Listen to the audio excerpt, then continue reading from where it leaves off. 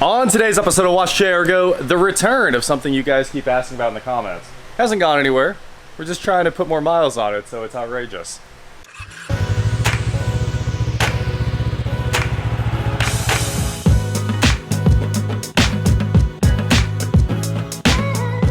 What is going on, guys? I am Watch Chair Go, and today I'm here with Eric and the 600,000 mile GMC that's been through a lot. And the last time you guys saw it, we did brakes. Eric said the brakes are excellent, so that's good. But what's coming up for this thing is probably a 100% rebuild because it needs cab corners. Eric wants to put a full bed on it for some reason. You see the other side? It was in a tornado. Yeah. And a whole tree fell on. So those dents. Yeah. Right there, just a whole tree branch just took it out. Yeah. Remember when we pulled? Yes. Ryan pulled on it. It came out for like 5 minutes and then went boop boop right back in. But finding another bed might be too tricky, honestly. It's hard to find clean ones. These things are very old. But today's mission is oil cooler lines because this thing is leaking quite a bit of oil. So we got some dormant parts here from O'Reilly's, a 625-107, 625-108, and also there's a full pallet of parts just for this truck up there. So we're working on this. This is just taking a long time to get together because we don't really know the plan. Like at this point, I think it's a frame off restoration. And that would be sick for an OBS, but also at the same time, it's still Eric's driver and it's doing construction every day. It's my daily, yeah. Yeah, so we'll get this, we'll keep working on this thing forever, basically. Right now, it's getting cooled off. We're gonna do an oil change, get all the oil out of it. And if you take a look right there, see those 4 drops, not the big one, ignore that. That was the sky. That is the oil cooler line leaks. You can also see it all over the frame cross member, and there's kind of oil all over the steering box. So we're headed back to O'Reilly's. These oil cooler lines have been here for months, and we're gonna grab some oil for this and a filter and a quick disconnect tool, and we'll show you guys how to change the oil cooler lines. Shouldn't be crazy. It like leaked when I got it, and then Stopped for months and months and months. Yep. And then it decided it was just gonna start leaking again. It's because I put stop leak in it. All right, here at O'Reilly's to grab some fluids, filter, all the good stuff. How you guys doing? What's up, guys? Yeah. We're getting that $29 deal. $29 for this and this. What a smoking deal. All right. Eric's got his oil. Those are pretty cool. Never seen one of these before. Okay, we got the truck up in the air. Time to get the oil out of the pan. Man, this thing has a huge pan for how little oil it runs. And put a good filter on it. It's got some blue filter on it, so you know that's a bad sign. Those are the oil cooler lines right there above the sway bar. You can see the, actually that's the drag link, I guess. I just saw the sway bar. That's what we're changing out. You can see they're soaking wet. They're covered in this split loom here, so maybe we'll spray it down with a little brake clean, try to make it easier to get in there. Filter's coming out. We have the new delicious filter, much better. We found out that's an STP. Bang bang. Do you want me to put it on since I'm not covered in oil? If you want. I've never changed oil before. You never changed oil before? I don't even know how. That's the worst oil filter tool I've ever seen in my life. All right, the oil change is done. Now we're gonna get the truck down because it's probably easier to get to these oil cooler lines that are attached to the radiator from the top. I think we can reach down and not have to take any more of the truck apart. So that's what we're gonna try to do. Time to lower this thing. Once we get it down, we can pull the radiator side off, then we'll come back, get the engine side. Should be about done. These things really do break in really well. Oh, the lifts are fast now. Yeah, everyone like complained when they were new. I was like, they're brand new. What are you complaining about? Tight, squeaky. Yeah, now these things are excellent. So this is one of the lines right there under the upper radiator hose, and the other one is right down there. And I think they're both pretty accessible. You can see it's just, that's it right there. Both pretty accessible from the top. So we'll break them loose and hopefully this goes quickly. So weird things weird. I got in here to start loosening these flare nuts on the oil cooler lines, and I just like touched it and it turned. So that was completely loose. That's not the leak though. It's definitely leaking farther down. And now for the bottom one, hopefully this is the right. It's not a 7/8, but that worked. Somebody did not tighten these. I literally touched it and it's the wrong wrench and it came right out. There's oil. I guess these don't have to be crazy tight. They're O-ring sealed. Back to the bottom. Let's get the quick disconnects and then we'll pull the lines up. Here's the oil cooler lines right here. You can see kind of beyond this support brace that goes back to the transmission. Here's our quick disconnect tool. This is actually a fuel line tool. It's the wrong one, but it should work. We're gonna snap it on the line if we can get clearance, that is. Where's the old clearance, Clarence? We're just stuck on everything. If this support bracket, I think we should pull it, and if we move it over just like that much, yeah. I think it'll make it easy. That's 14 or 15. Now we can slide this thing in. Oh yeah, easy breezy, beautiful. Cover girl. Cover girl.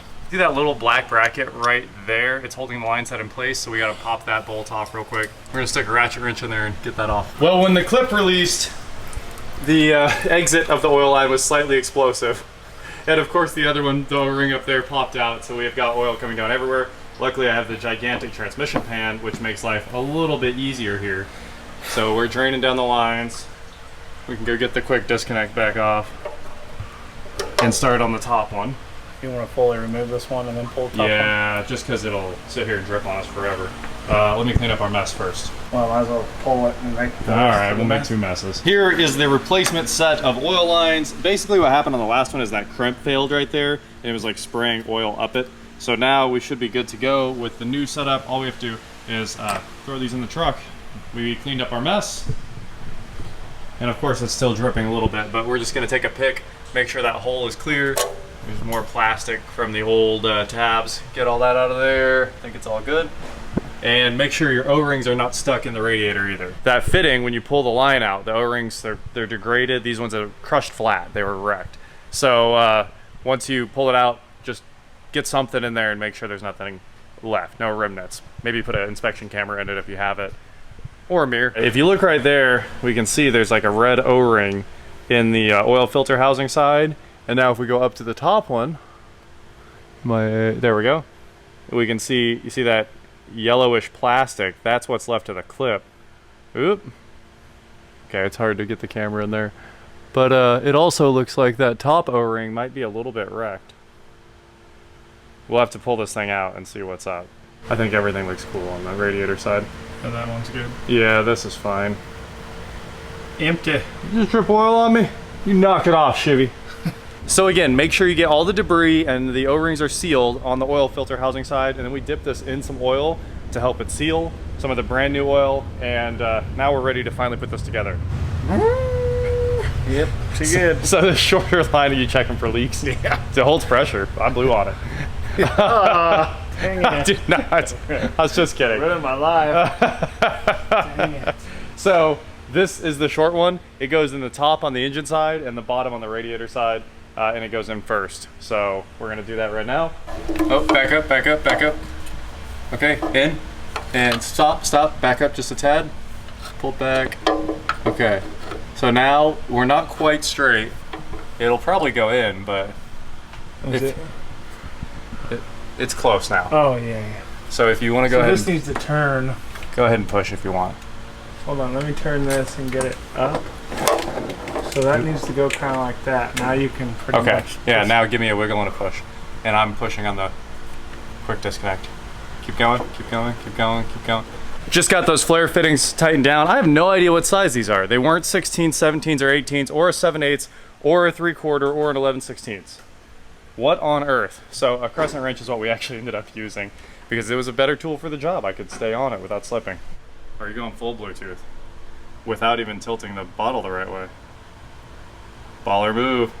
Baller move. Ignore those oil drips from the Bluetooth power. The Bluetooth was overpowered is what happened. If you look right there, the fittings are still completely dry. We're gonna start it. Hopefully they don't leak. And we should see really quick. And everything up top is all tightened up. It's really tough to see, but you can kind of see the very top line. I think we're all good. Let's lower it, give it a little start.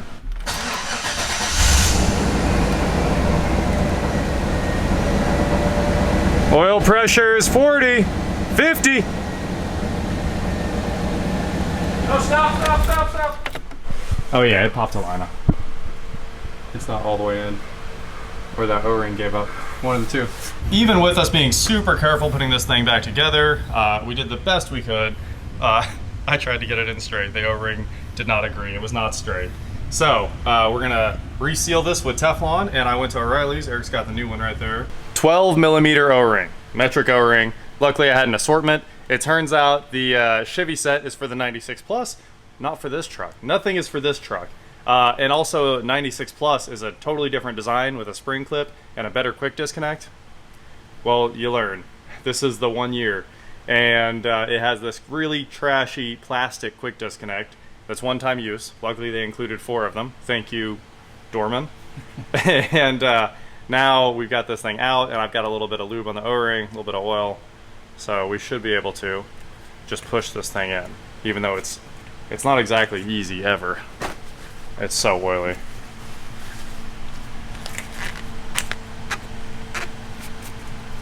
We're getting there, I think. Oh, there it goes.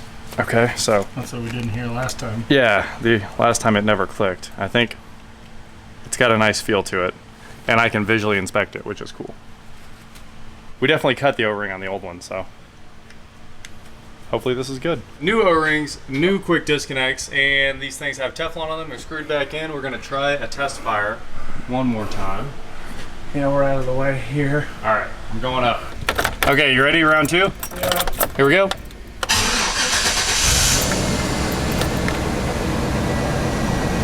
There's 40. Well, stop. It's just spitting right out of that. Fitting? Still coming out. The lines are perfect. Are they backwards? No. Are we sure? Yeah. Would that cause any? Nope. Wouldn't care at all, actually. Here's a pro tip. If you have a 95, don't fix the oil cooler lines. So we went ahead and just scrapped all that work we did. Painstaking, cleaning, making sure everything was flawless. Brand new O-rings that matched perfectly. You just buy this Melling MFA 350. Shout out O'Reilly's again for having it in stock. We had to go to a different store, but they had it, which was great. So we're still getting this done in one Saturday. It was supposed to be like a few minute job. A lot of the forums say, just get your hacksaw out or your cutoff wheel, cut the lines off, and put good hydraulic hose on there and clamp it onto the lines. So if you get what I'm saying, like you leave the metal part, put new lines on and clamp it, and it's done. Fixed forever, and it won't leak. It's the crimps on these other lines that leak. This little adapter lets you delete the entire oil cooler housing that has the old line set coming out of it. And you put this in there and you can run a way bigger, higher capacity oil filter, and it's just fixed instantly. The only thing you need is 2 bolts to hold the thing in. So Eric's pulling the oil filter that we just put on back off, and we're gonna go. We already got the bigger oil filter, and we should be good to go. So I love how you're using those pliers. That's hilarious. I'm so tired of it. Yep, you got it. So a couple more seconds, we'll get the housing off there, swap it to this one, and there will be no more oil cooler lines, and it'll be fine. The oil cooler housing is free! Look at this piece of junk. Now we're going to the standard GM housing, and not this weird one that got used for 1 year with bad connectors on it. Here's the part nobody talks about. So we've got the MFA 350. This is the gasket from that Dorman kit for the newer cars, and it actually seems like it's gonna fit perfectly, and the bolts are 5/16 by 18 by 1 inch. So there's a few threads left, about 4. There's the housing. Hopefully this all works perfectly with the gasket, because the kit says you don't have to run the gasket, but it just seems like it fits really nicely. We're gonna go ahead and do it. So you basically just bolt this thing in there like this, and then you screw your oil filter on after you clean the sealing surface, and it's done.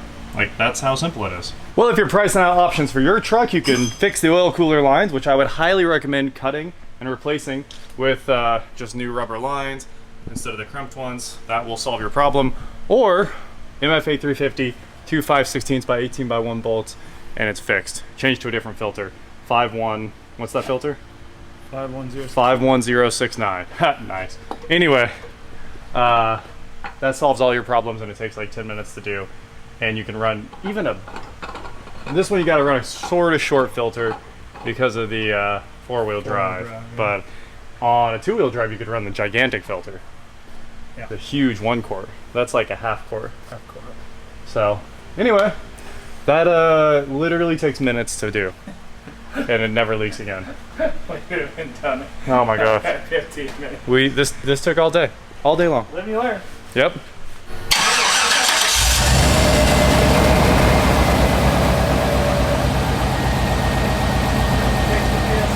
60 PSI? That's more PSI than before. All the PSIs. We got more PSIs. No leaking? No leak. We got 2 drips, but I think those are from like... Oh, we spilled some. Yeah, it was all over the drive shaft, so. We're gonna clean up for a minute, and we're gonna check the oil again. It was about a quart load a second ago, right at the add mark. put another cord in it, fire it up again, and this thing should be ready to hit the road again for another 400,000 miles. Coming off the lift, the 95 Silverado. So we finally get this thing outside, drive it around for a little bit, verify operation, but I'm sure it's all fine. This is a really common mod, and it definitely makes this truck a lot easier to work on and less leaky. So that's how you replace your oil cooler lines, which I would not recommend, and that's also how you swap it over to delete the oil cooler, all in one video. That is it for today, guys. Thank you so much for watching. Don't forget to head on over to shop.watchjargo.com where you can get cool shirts just like this, and please like, share, subscribe, do whatever you want to do, and I will talk to you next time. Also, if you think this is going to reduce cooling performance, it's not. Don't worry about it. They built this same package from like 1975 until 1995 and then put an oil cooler on it. It's just fine. Mega oil pressure. All right, let's get it out of here. If you're working on a newer truck, do the oil cooler lines, because it has 2 O-rings and a block that just bolts on, because, you know, when cars got newer, they became so much better, so much more repairable. So anything plus 2010, you'll be fine. Skip it on the 95.